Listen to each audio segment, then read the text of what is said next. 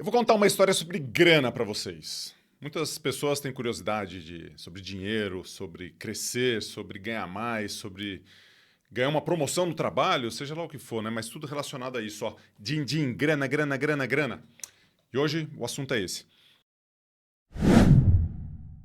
Às vezes, em umas apresentações, nas mentorias, palestra, eu pergunto assim para a turma, né? Se você precisasse de uma palavra para transformar sua vida, para elevar seu jogo, para você se motivar, para você dar o próximo passo num dia que você precisa se superar ou precisa ter mais resiliência, que palavra seria essa? E aí as palavras são as mais variadas possíveis, né? Por exemplo, pode ter assim, comprometimento, família, resultado, objetivo, foco, né? Algumas coisas estão relacionadas a essas palavras. E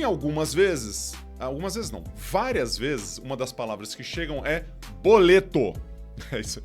Boleto, como assim boleto, né? Eu já imagino que seja, né, o boleto, porque quando você fala boleto, você está imaginando o seguinte: eu tenho que pagar uma conta, eu preciso trabalhar para pagar essa conta, então o boleto ele me motiva, ele faz com que eu trabalhe mais. Meio curioso isso, né, mas faz sentido. Inclusive, uma vez eu fiz uma pergunta dessa, né, uma pessoa falou janela. Trabalhava no 15º andar, saía andando da mesa, ficava assim numa esquina, e não tinha janela nessa esquina, mas estava no 15º andar. Quando eu precisava de uma motivação, levantava, andava até ali a janela, e aí olhava, respirava para aquele imensidão ali na janela, né? Nada de muito perigoso, né? Mas era mais uma reflexão no momento de caminhar, de respiro. Janela. Agora, boleto, eu fico imaginando, né? Boleto, DARF, conta de cartão de crédito, tudo isso está inserido dentro desse quesito de quero ganhar mais, preciso de grana para poder dar meu resultado, né? Ou para conseguir pagar minhas contas ali, eu preciso dar resultado para poder pagar as contas, que é esse o elemento.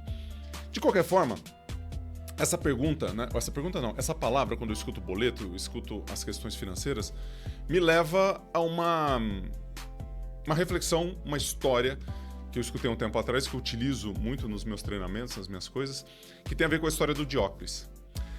E essa história é o seguinte: eu pergunto para vocês aqui, qual foi o maior, o atleta, o esportista que mais ganhou grana na história do esporte? Aí as pessoas falam, foi o Michael Jordan, foi o LeBron James, foi o Djokovic, aí tem várias coisas, né? Na era moderna do esporte, foi o Michael Jordan. 1896 até hoje, Michael Jordan ganhou 3,5 bi, alguma coisa nesse sentido. Tem vários outros bilionários dentro do esporte, mas o Michael Jordan foi o que ganhou mais dinheiro. Ele conseguiu uma estrutura dentro e fora do esporte, enquanto ele jogava e depois que ele parou de jogar, de bilhões e bilhões, como vários outros empreendedores, gestores, esportistas gestores. Mas ele não foi o que mais ganhou de todos os tempos. Eu trouxe aqui para vocês a história do Diócrates, que eu mencionei há um minuto atrás. E a história do Diócrates é o seguinte: o Diócrates ele era um condutor de bigas e quadrigas na Roma Antiga. Ele viveu em 104 depois de Cristo. E era mais ou menos assim, ó.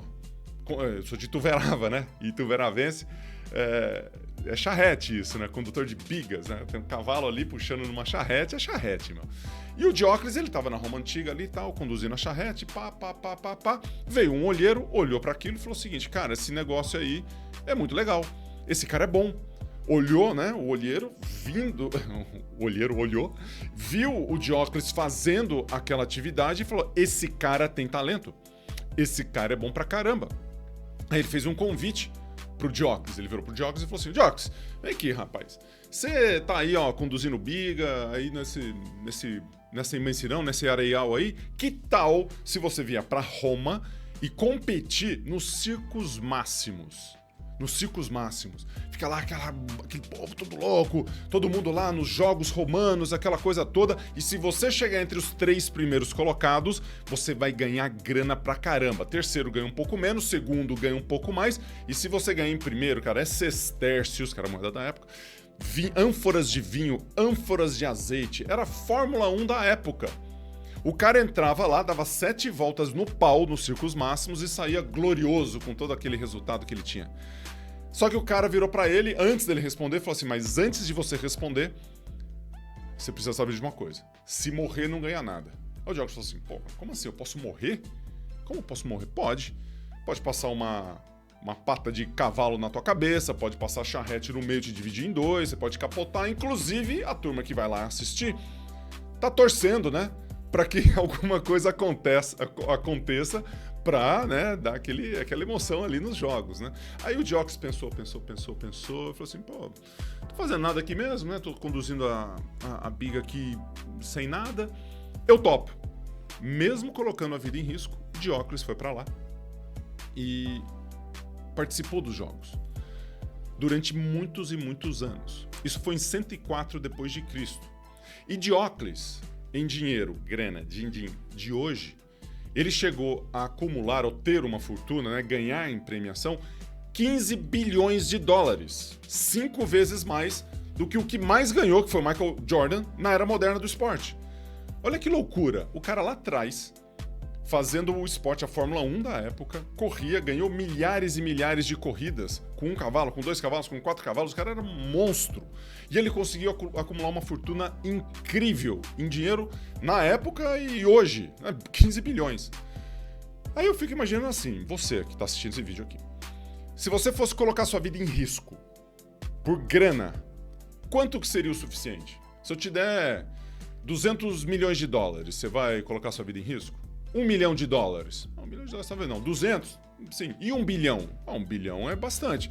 Se não morrer, tá bom, né? A gente começa a colocar essas condições. Mas você tem a chance de morrer. E o Diocles fez isso com 1 bilhão, com 2 bilhões, com 3 bilhões, com 4, com 5, com 10, com 15 bilhões, o cara tava lá. O Diocles, ele faleceu com 44 anos. Não dentro dos círculos máximos, mas 44, 45 anos era mais ou menos igual a gente viver hoje em dia até 150 anos. Os caras viviam um pouco naquela época.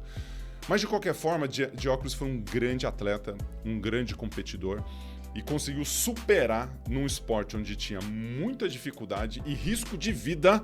Ele conseguiu se superar, conseguiu trabalhar na sua excelência e conseguiu toda aquela glória que os esportistas da época tinham, né? Entrando nos círculos máximos e no Coliseu.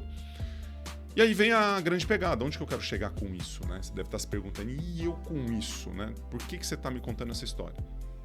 Porque tinha um elemento que eu acho que era fundamental para o Diocles, para ele conseguir tudo aquilo que ele conseguiu. Que é um pouco perigoso muitas vezes, e a gente confunde um pouco, né, o que acontece, ou a minha leitura do Diocles com o nosso dia a dia, porque as pessoas hoje em dia, eu vejo muito isso, não dão tempo ao tempo. O que significa não dar tempo ao tempo? Eu tive que nadar 43 milhões de metros ao longo de 16 anos de carreira profissional para conseguir aquilo que eu conquistei. As medalhas olímpicas, os títulos, os recordes. E esses 43 milhões de metros fizeram com que pessoas olhem para mim e falem o seguinte, você nasceu para nadar. Eu nasci para nadar, nasci alto. Não nasci alto, nasci pequenininho e fui crescendo aos poucos. Mas eu cresci 2,3 metros, braço comprido, mão comprida, mão grande, nasceu para nadar. Só que tiveram 43 milhões de metros treinados, nadados, com capricho, com excelência, para que eu conquistasse tudo aquilo. E eu fui apaixonado pelo esporte. E eu tenho certeza que o Diocles, depois de milhares e milhares de corridas, se transformando num auge, no grande atleta de todos os tempos, ganhando muita grana lá na Roma Antiga, eu posso dizer com categoria, com assim, assertividade, que ele era apaixonado por aquilo que ele fazia. Eu tenho certeza disso. E tenho tanta certeza que, se você duvidar, eu te sugiro o seguinte, vai lá e pergunta para ele.